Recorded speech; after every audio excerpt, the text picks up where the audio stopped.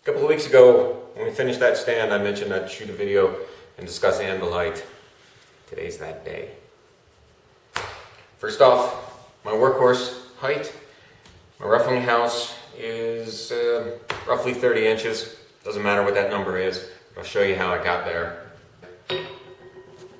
The general rule of thumb for these is that this face is roughly the distance of your knuckles to the floor. And okay, that's a good starting point.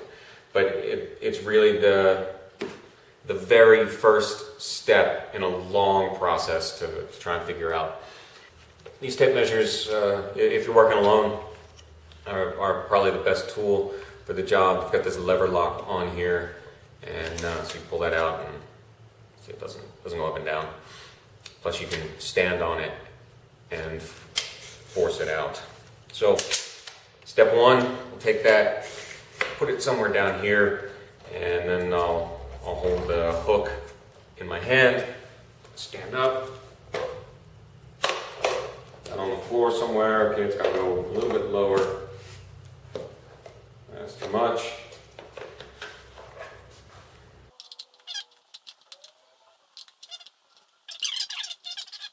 Much better. So what do we got?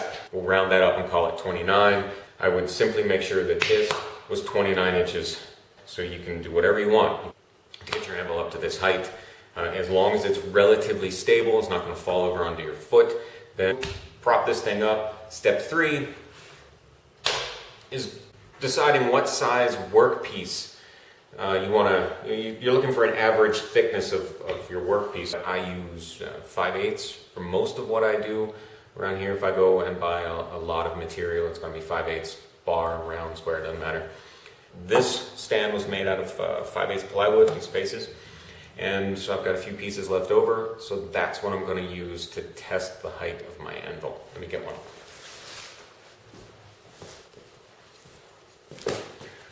Alright, so here's a 5/8 of an inch thick piece of scrap plywood. This is going to be representative of the work pieces that I use. And what we're going to do is hit this with the hammer and see what the marks look like. This is a square face hammer, and I should have a square mark on here. If I don't have a square mark on here, it'll tell me if I need to come up or down on my anvil height. I'll explain it as I go. Going back here, square hit. You see that's a really clear 1, 2, 3, 4 corners. Good to go. So that tells me I've got a really good height.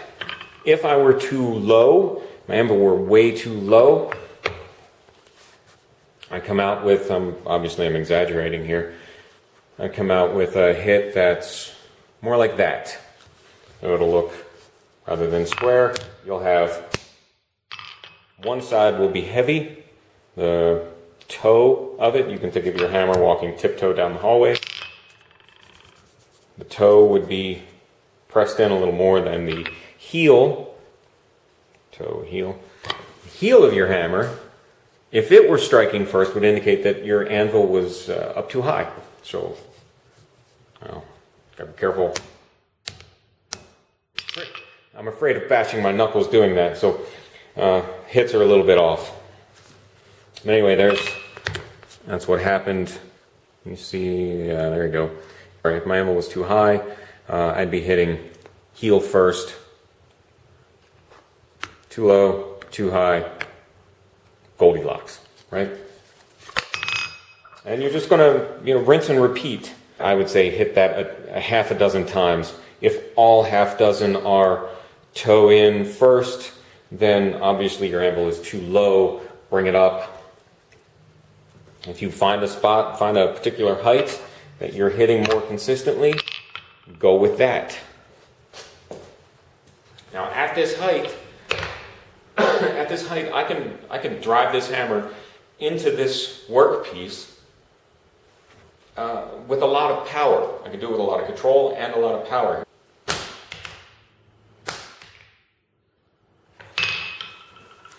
That's a lot of power without a whole lot of movement on my upper body. I'm not overextending anything. I'm not crouched. I'm not stretching out. I'm just at a nice, comfortable position. What's important about your anvil height is your body position. When you are standing comfortably at your anvil and working, I move that over there. Your elbow is not fully extended. If I were working at my anvil height, or at my knuckle height, exactly at my knuckle height, my elbow would be extended. And every time I drove this down, I would risk bruising inside my elbow and risk hyperextending this. And I would, over time, do a lot of damage to it. So I've got a little bit of cushion left here. My arm can go farther, which means I can get more power, put more power into the workpiece. But because this isn't locking every time I drive the hammer down, I'm not causing those injuries. And I can stand here, I have stood here all day. You get really tired, but you're not damaging your body. Damage the anvil, damage your hammer, damage the work, you can replace all of it and start over. Damage your arm, and, well, I don't know what you're going to do. So, anvil height. Is that clear? I'll do a real quick recap. Make a few hammer blows. If you're square, you're good. If you're not square, if you've got toe hits, you need to bring your anvil up. Heel hits, you need to drop your anvil down. And that's it. Sooner or later, you'll find the right height. When you get to that height, you will work better, you'll work easier, you'll work longer. It will be a pleasure. It's not going to be a chore. All right, it's going to be a lot of hard work, but that's blacksmithing. Taller anvils. What's the benefit of a taller anvil? Let's move you over and we'll prattle on about that for a little while. All right, a taller anvil. The taller anvil, it's a really simple reason. I find this height to give me a little more control when I'm working on smaller, more intricate pieces. And that's the reason I like this height. I found that I could do 90% of my work over there, come over here when I needed a little bit finer control, period. I know it's kind of anticlimactic to have just that one simple reason, but there's really no other reason for it. Lower anvil, I'll show you how to lower your anvil. So how do I've made this permanent stand, how am I going to drop it? I need to lower it. Why do I need to lower it? Well, this is my 5/8 workpiece. This tool, well, that's a bit tall, all right? I'm sure I could get it, and I could probably just tiptoe it, but you need to work quick, efficient, and power is key. So what am I going to do? Now, again, it's probably anticlimactic. No secret hacks of blacksmithing nonsense. I'm just going to stand on just going to give myself a little, I'm just going to shim my body. How's that? Get a little shim. So now, that's way too low for me to work, but if I'm working with this top tool,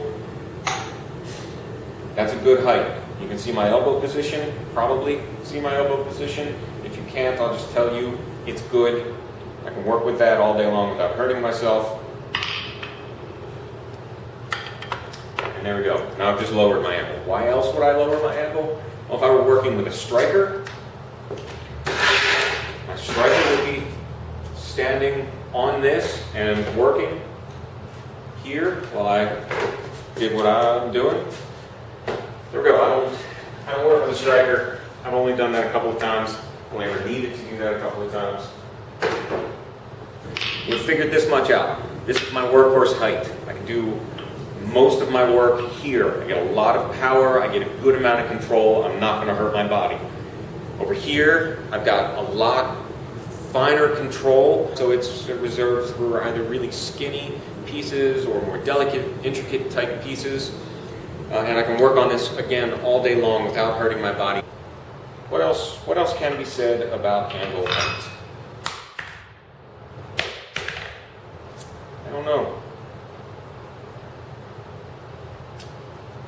That's it. Well, that's all I got. Starting to ramble, starting to repeat. Time to light the forge. Thanks for watching.